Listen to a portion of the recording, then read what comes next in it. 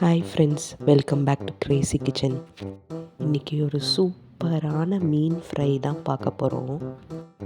மீன் குழம்பும் மீன் ஃப்ரையும் அடடா அப்படி தான் இருக்கும்.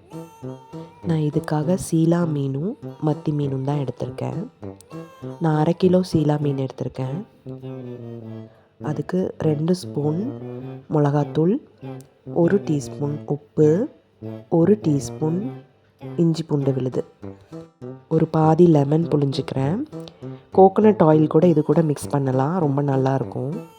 இந்த நம்ம மிக்ஸ் பண்ணி வச்சுருக்க கலவையை மீனில் தடவி லைனாக அடுக்கி வச்சுருக்கேன்.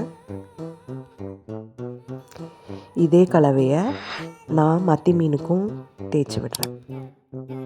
மசாலாலாம் நல்லா உள்ளே படுற அளவுக்கு நல்லாவே தேய்க்கணும். இந்த மசாலா தடவின மீனை 1/2 மணி நேரமாச்சும் ஊற வைக்கணும், அப்போ தான் டேஸ்ட் நல்லாயிருக்கும். ஒரு கடாயில் கொஞ்சமாக எண்ணெய் விட்டு மீனெல்லாம் வறுத்து எடுத்துக்கலாம். ஒரு 10 நிமிஷம் 2 பக்கமுமே வேக விடுங்க. தேங்காய் எண்ணெயில் பொரிக்கலாம், அப்படி இல்லாட்டி நம்ம வீட்டில் யூஸ் பண்ணுற கோல்டு வின்னரில் கூட பொரிக்கலாம். ஒரு பக்கம் வெந்ததுக்கப்புறம் அடுத்த பக்கம் வேகிறதுக்காக திருப்பி போடணும். இப்போ 2 சைடுமே நல்லா ப்ரௌன் கலர் ஆயிடுச்சு. இந்த ஸ்டேஜில் நம்ம எடுத்து சர்வ் பண்ணலாம்.